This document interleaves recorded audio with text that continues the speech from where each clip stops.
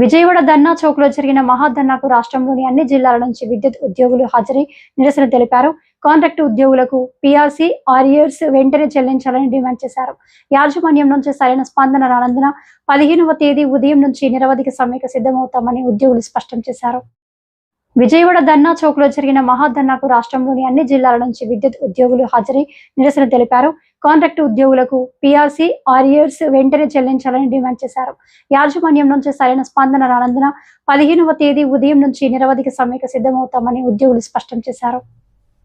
Pension ఏదైతే 2500కే పరిమితమవుతుందో అది కానీ కాంట్రాక్టు కార్మికులకు సుమారుగా 20-25 సంవత్సరముల పైబడి వారి రక్త మాంసాలు ఈ విద్యుత్ సంస్థల కోసం దారపోజి చేస్తున్నారో వారిని విలీనం చేయడంతో పాటుగా తక్షణమే మాకున్నటువంటి డిఏలు పెండింగ్ ఉన్నటువంటి రిలీజ్ చేయాలి.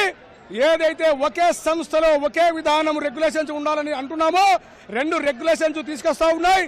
వాటిని కూడా తీవ్రంగా వ్యతిరేకిస్తున్నాం. రేపు 14వ తారీఖు అది చేస్తాం. 15వ తారీఖు ఉదయం 6 గంటల నుండి సమ్మెలోకి వెళ్తున్నాం. సమ్మెలోకి వెళ్తే వచ్చేటువంటి పరిణామాలు కన్జ్యూమర్స్ కానీ పారిశ్రామికవేత్తలకు కానీ పరిశ్రమలకు కానీ అదే మాదిరిగా హాస్పిటల్స్ కానీ గవర్నమెంట్ ఆఫీసులకు కానీ సామాన్య ప్రజలకు కానీ రైతులకు కానీ ఇన్కన్వీనియన్స్ జరుగుతుంది.